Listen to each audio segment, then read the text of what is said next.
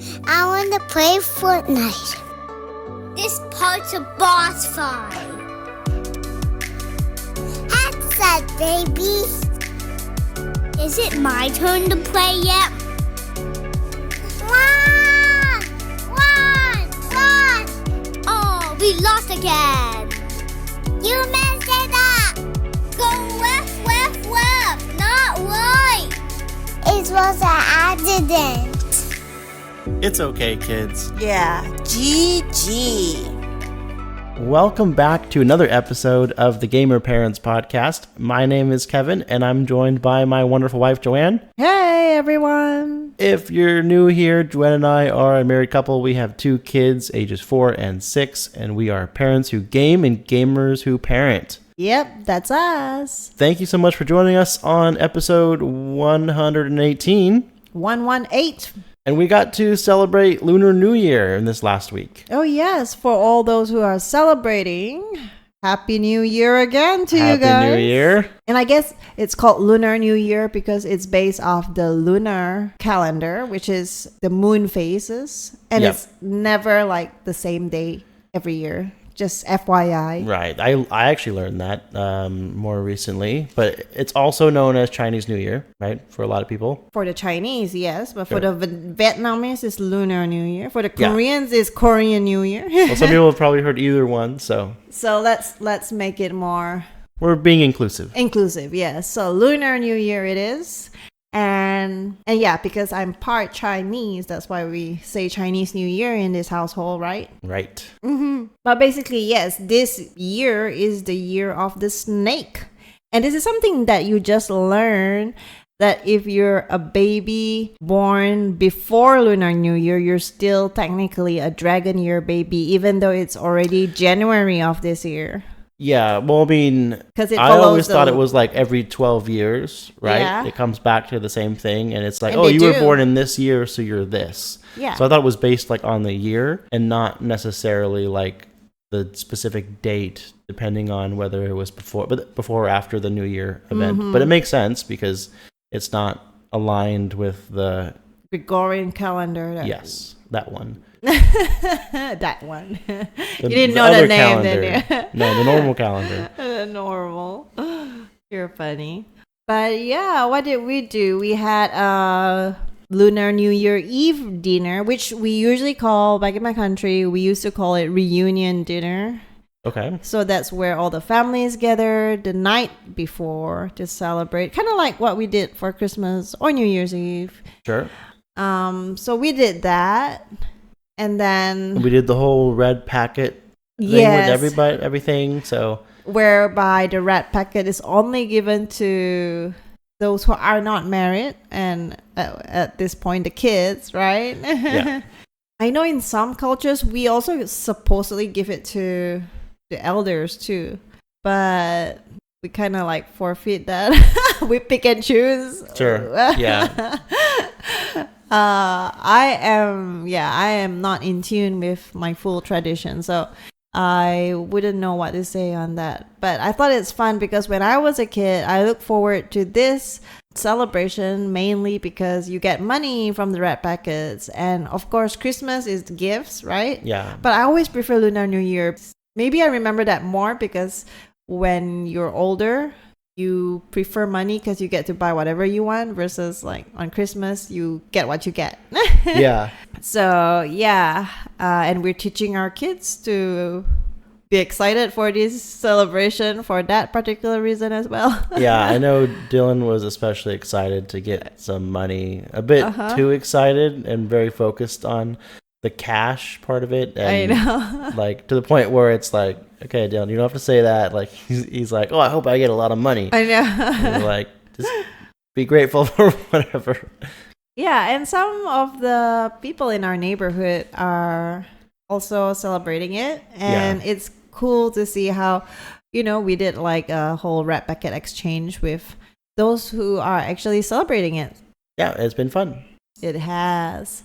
And because it was during the week, we didn't do much after that, and we celebrated more today, which is the weekend, or the day we're recording this, to see the lion dance event. There's actually a whole bunch of lion dance event, and apparently I chose the most crowded one to go to.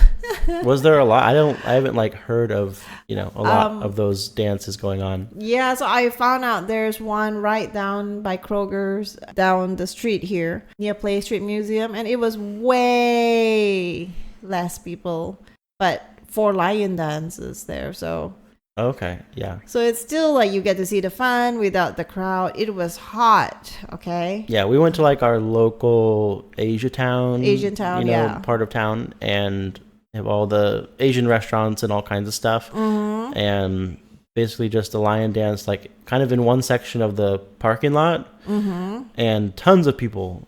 At and 12 p.m., yeah. like right in the noon, under the afternoon sun. It was a little toasty, even though it's, it was still winter. February now, but still not expecting to be that warm. It was like probably like mid to low 70s, but you're like in direct sunlight, so it feels warmer. Yes, it did, and plus the crowd did not help, right? Just sweating and then the kids being impatient and not wanting to stand and this is actually our first time ever. That's why this is such an honorable mention. Their first time to see in real life, in person, a lion dance performance. Before this, I've always shown it to them through videos, but obviously they need to experience it real life. And and they're not real lions, by the way. I was bummed when we got there. Hey, it's pretty impressive. That whole like trust. Would I do a lion dance performance with you? I don't think so.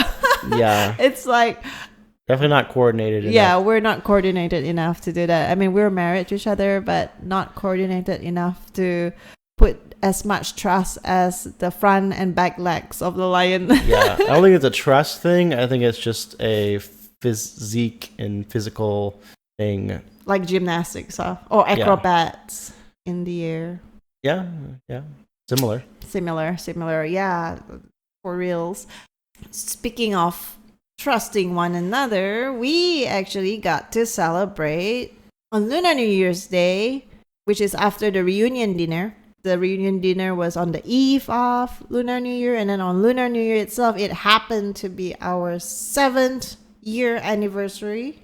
Wait, I didn't say that right. Can you say it for me? 7 years. So it's 7 years and 7 months. And 7 days. So triple sevens. We figured that it was worth celebrating. Yeah, any reason to get out there and celebrate, even though it's not a date we would normally, mark on our calendars and celebrate. But it was kind of a cool thing of like casinos, they have the 777. Sure, yeah, 777. So yeah, we thought we made a date night out of it, and we went to this nearby like sports bar, and I got all excited. Yeah, we had a babysitter, so it was just the two of us. I told the waitress about it, and she went above and beyond to provide us with... like if you go somewhere and you're celebrating like a birthday or anniversary or whatever, and sometimes the restaurant will give you like a free dessert, whatever, and so we explained, we're celebrating anniversary, and then they're like, how long? It's like, well, 7 years, 7 months, and 7 days. Yeah. And then it's a little bit unusual, right? Because normally it's like your yearly anniversary or birthday or whatever. But then I wasn't expecting this, but at the end of the night, they bring out like a free dessert and like basically like 2 free like drinks. Yeah. Kind of. And which that kind of caught me off guard. Not all restaurants do that, and then plus like our celebration was a little bit different than what would be usual. And they use like chocolate syrup and they made it like super special. I kind of felt bad because like we got that for free when like normally we wouldn't be celebrating that. I know. Date in particular, so felt a little bad. But anyways, we'll be back to celebrate 7, 8. Whatever. No, 8 months, 8 days. No, I was gonna say 7 years. 8 months and 8 days or something. It doesn't even sound nice. I know, but we can get a free dessert. Do 8, triple 8s. Say, Chinese 8 lucky. Yeah. So, anyways, we don't normally celebrate every month. Yeah, we did not. Or days. Yeah. It was just... I celebrate every day with you. Yeah, once we can do a lion dance together, then it counts. But yeah, it was pretty cool, and you can check that out on our Instagram post. Yeah. Yeah, so happy anniversary. Yeah, happy anniversary. And right after that, the following day, man, this week is It was a busy week. busy. A lot of life. Yeah. We had a science fair night or something, science night at our daughter's preschool, which they do this every year. This is our third time, I think. Yeah, because our daughter's preschool used to be our son's preschool, right? And then It used? yes, No, I'm kidding. And so our kids have been going there for a while, and this is like our third year of going to this science fair thing that they do, which like there's probably 7, 8 classrooms in the school. 11.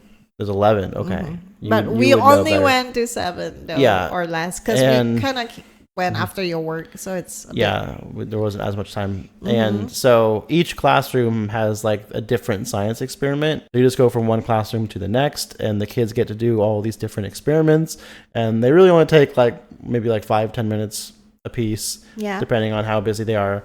And you just knock them out, and the kids get to do science and have fun, and sometimes make a mess and take things home if it's something that they make, right? Yeah. So it's always fun, and they change things up every year, and They do. I'm impressed at how much they always change things up. yeah, I'm like wondering like who actually is organizing all that, because I feel like the teachers don't have time to figure something out. But I don't know, maybe they do. They do a really good job, And I feel like events like this are just kind of above and beyond of one of the reasons that our kids get to go to a great school. Yeah. So that's always fun. They're doing their little science stuff. So they also do a lot of science experiments at home with you. They have in the past. That's slowed down some. For good reason. But yeah, so they've done a lot of science stuff in their lives. That's not the only school-related thing this last week. Dylan also had his 100th day of school. Yes. Which is apparently a thing here. I don't know if it's always been a thing. If it's like because I went to school in California. I grew up in California. And now here in Texas is like this 100th day of school celebration. For kindergartners, yeah. Because obviously elementary school is like the first public school that a kid usually enters, right? Yeah. So that's why, even though our kids have been to preschool and stuff, the kindergartens here or the elementary schools here try to incorporate this 100 days of school for those who actually like went to school for the first time, It's more special that way. And I thought it was an American thing, and then you told me that it has never been a thing in the past or in California. I never did it, at least where I grew up. Yeah. Or maybe you forget. That's actually, I didn't even think about that. You might be right about that, because I don't really remember much from being in kindergarten. And if this is like a only kindergarten thing, it is. Okay. Yeah, then I could just have forgotten about it. Because after kindergarten, you've been in school more than... Yeah, that's right. Yeah, so, but with this celebration, it was like, you're supposed to like bring a shirt. Wear a shirt.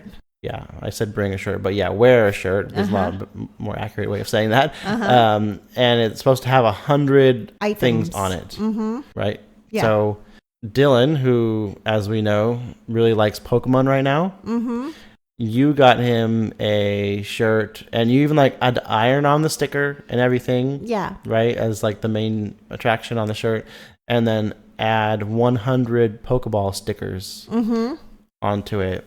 And that was the 100 items, right? 100 Pokeballs as stickers onto the shirt for him to wear to school. Yes. And I think he came back with like 10 stickers on it.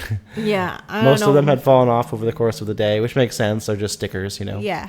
Or he gave them to people, or they took them. Who knows? Yeah. Anyways, but he went to school looking really good in that 100 days of school shirt. I mean, there are a lot. If you Pinterest them, you could see like some people put 100 band-aids on their shirt, and it says, "I survived 100 days of school," or ugly eyes. And then I know a friend who put pom-poms, 100 pom-poms on the shirt. Yeah. And then there's also some who put 100, those gems, those sticker gems that kind of shines. Yeah. Yeah. It's a pretty cool thing to celebrate their 100 days brighter at school. Yeah. 100 days smarter. And props to you for putting the shirt together and not just like buying something easy, but actually making it. Well, I wanted it to be something he liked. Yeah. It was that or Mario, but he picked Pokemon, so because he's crazy into Pikachu and all that right now. Yeah. And I couldn't find one off Amazon that I kind of resonated with, so I had to look for the iron-on patch, and it worked out. Yeah. And plus, speaking of Pokemon, we're watching the show still. Yeah. Mainly Dylan, right? But we put it on, and that's one of the reasons he's so much into Pokemon right now. Yeah, I can't believe I love Team Rocket. I mean, I like Ash. Ash is cool, and Misty and everyone, Brock and his team. But there's something about Team Rocket that I can. They're entertaining. They are. It's like, and they're like more. They're not mean. Yeah.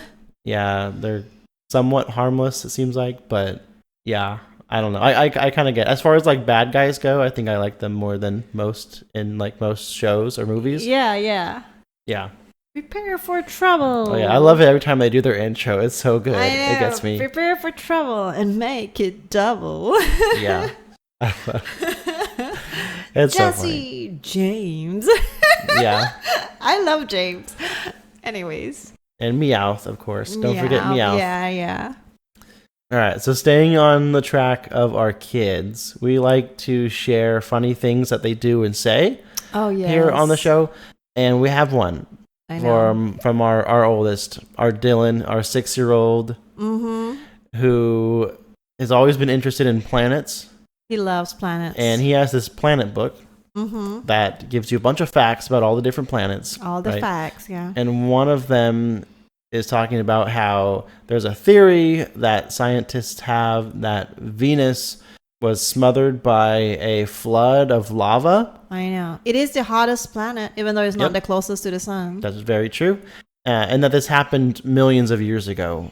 Billions, he said. Billions. Did he say? I know the book says millions, but right. So essentially a long, long time ago. And I don't think he knows exactly how long ago millions of years is. Yeah. Right. But then he goes on to say that it was so long ago that only the 80s people were around then. I think that's how he said it. I know. I was like, what? I haven't had my coffee. And he comes out with his book and his fact early in the morning. Yeah.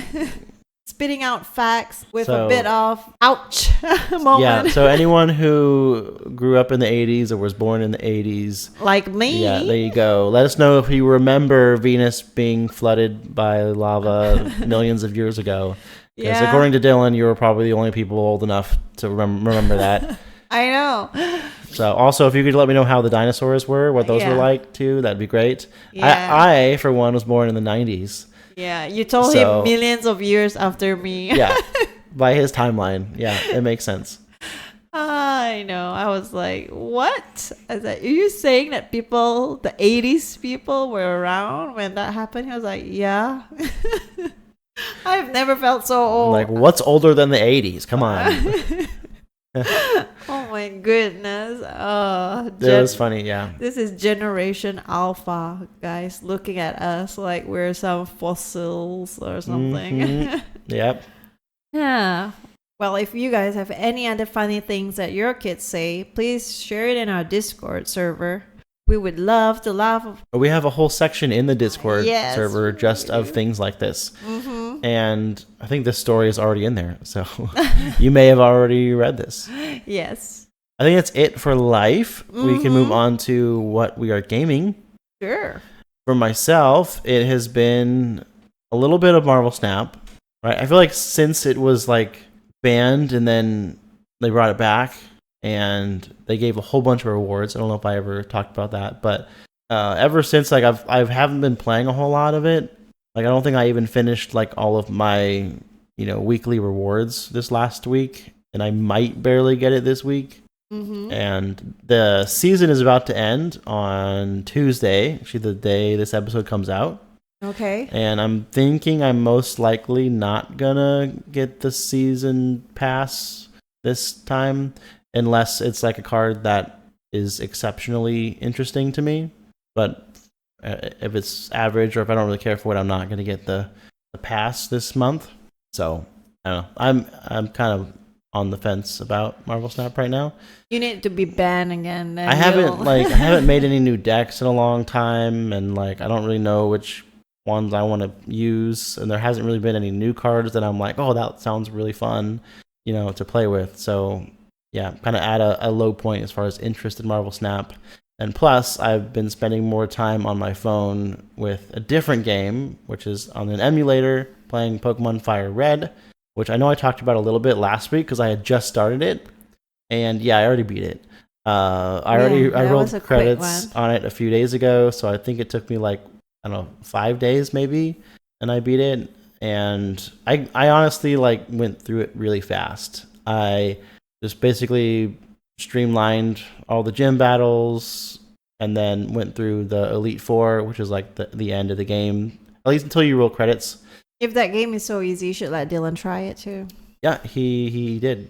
Remember, it's the same thing as Leaf Queen. Yeah. And he stopped. But he stopped. Yeah, he stopped. I mean, he could just get encourage back into him it. to get into it. Yeah, he could. Since you beat yours in a week, Yeah. One thing I will say is this time around, I'm nicknaming all of my Pokemon. Because like you can give them nicknames, right? So it calls them something different.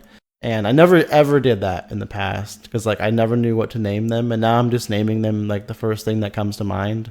Which is from the show mostly. No, just one of them I think is from the show. The rest are literally just like random things. Like I'm like, oh, this is what I would think of if I saw this Pokemon for the first time, and so that's different about playing it now versus when I was like a kid because I haven't played this game since I was probably like in middle school, maybe. Like what? Blastoise is Shell Shocker. Yeah, because that's his name in one of the movies, I think. Yes. And I forget a lot of the other ones, but one other thing that I didn't remember, like as a kid, I always thought the Elite Four was like the hardest thing ever because you had to fight 5 people back to back, right? And I didn't realize that in between the battles, you could use items. Because you can't go back to the Pokemon Center to heal, but you can use potions and all that stuff to like heal your Pokemon back up, right? And I never realized that because I didn't really use items when I was a kid. So like I literally like had to beat Pokemon after Pokemon after Pokemon like without ever doing any healing, and it took me forever to like be able to beat them. Whereas this time it was so much easier because I realized you can just use items in between the fights to heal up or revive Pokemon, that sort of thing. So it made it like way, way, way easier. So that's probably why like it didn't take me very long to beat the game. Maybe you can tell Dylan that too. Yes. And the other thing that I did with this game, like when I was partway through, I had you help me with something because I didn't know which Pokemon I wanted to use besides my starter. Mm-hmm. So I needed 5 more. And you helped me pick those 5 by randomly picking numbers off the Pokedex to give me the 5 other ones that I needed. Well, not just me. I think Fave did 1 and Dylan did 1 too. Yeah. So just for the people who are aware of Pokemon and know who I'm talking about, the 5 that you guys picked for me were Caterpie, Mankey, Machoke, Jigglypuff, and Eevee. Yes. Right? So I evolved some of those, the ones that I could. And that was my team, right? So I didn't really get to pick what Pokemon I wanted to use in the game, which is fine because I end up picking a lot of the same ones each time. So it like made me use Pokemon I wouldn't normally use, which was cool, different. So, and now I'm just doing like some end game stuff that like opens up after you beat the game, like catching the legendary birds, Zapdos, Articuno, and Moltres. And then after that, I'm going to capture Mewtwo. Mm-hmm. But that's kind of what I'm working on right now, but I'm almost done with it. Just extra post-credit stuff. And then I am playing Warzone as well at night. But the Squid Games are no longer available. Yeah, the Squid Game mode is gone, which I'm sad about, but I'm still having fun just with the normal Warzone mode. So that's been fun. Nothing really to report on that outside of that's what I'm playing. And then what about you? What are you playing this week? So I've been playing on my phone because it's been a very busy week. I've been playing Puzzles and Survival as usual. And this time we have a new event on which is called Doomsday Expedition. And I think there's like 7 days left for it. And this event, this Doomsday event, it's been like ongoing for a month. I haven't talked about it because we had a lot of other stuff going on, but I wanted to share that this Doomsday event is special because our regular events that are happening are just within our alliance versus other alliance, or just within our sanctuary. We have our daily quests, so the players are just focused on their own achievement to help build the alliance, right? Okay. But the Doomsday Expedition, we have a faction, and a faction is like our alliance and other alliances. I think normally the ones within a state, or either that or we team up with other alliance that we know about. And the goal is similar to what we have within our own alliance, but in a bigger picture. So kind of like imagine sanctuary as our home, right? And then there's alliance, which is our neighborhood, and then the state is within our own city. So this Doomsday Expedition is like combining with other cities or other neighborhoods to fight other countries, like sounds like gang wars. Yeah, almost like that. But it's like, so it's a bigger deal, and we all have to like defend our walls and our supply resources, all that kind of stuff. We have to do it together. And I found that more interesting because this time we're working with other alliances and not just fighting them. We're fighting with other people. What other games? Yeah. It's like World War III in the game. Yeah, and then they have like, like the Star Wars ship thing kind of look. Which one? Like the ones Anakin races, kind of? Like the racing ones, like those kind, like that floats and like hovers over the sand. And okay, yeah. That kind. Yeah, so we have to build that for our own alliance and use that to fight versus like regular tanks in our regular. So this is Doomsday, So I don't know what this is based off. It doesn't look Resident Evil-ish anymore, but you know what? This game seems to go in like a lot of directions. Yes, it does. Sometimes. But it's like, even has a Lunar New Year event, and I'm like, wait a minute. What now? Yeah. So, yeah, it's a lot of directions to keep you entertained for. Okay. As long as it keeps you entertained. But yeah, just wanted to share about that. And our goal, it says here, our objective, this part, the main key of this event is to work together with other alliances in our faction through communication with everyone and organization. And mostly the higher ups are doing it, and then they're the one just telling us where to go, what to defend. And they have like announcement on times to attack. So yeah, it's like a full-time job.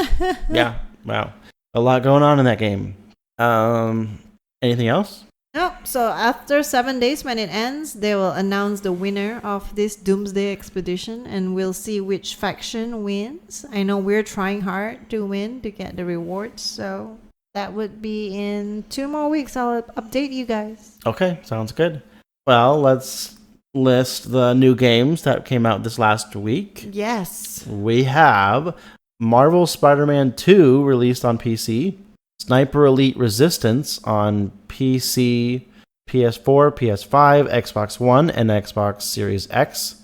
Citizen Sleeper 2 on Star Wars Vector on PC, PS5, Switch, and Xbox Series X. And Kingdom Come Deliverance 2 on PC, PS5, and Xbox Series X. None of those come to me with anything. I mean, I don't plan on playing any of those at the moment. Yeah, no. It's cool that we got another Spider-Man game on PC. Yeah.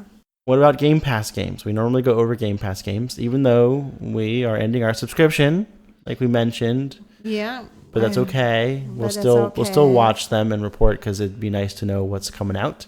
Yes. So, Joanne, what's on Game Pass this last week? All right, the first two are the ones that you mentioned earlier. They're day one release, which is the Sniper Elite Resistance on console, PC, and cloud, as well as Citizen Sleeper 2, Star Wars Vector, on console, PC, and cloud. Okay. Both day one release. And then there's Far Cry New Dawn on console, PC, and cloud. That one I do. That one does frustrate me a little bit because I would have liked to play Far Cry New Dawn because it's the one that I missed. Yeah. Because I think it came out between 5 and 6. Oh, we did. Yeah, and I played 5 and 6, and I liked both of those, but I never played New Dawn. Okay. And now it's coming to Game Pass, so I probably would have checked that one out. Maybe not like right away, but at some point. You can still check on mine. Mine is like available till Valentine's. Yeah, I don't want to try and rush myself through it or anything, but yeah, I mean, it's not that big of a deal, but that's one that would definitely be on my list to check out. Gotcha. Yeah, Far Cry is pretty cool.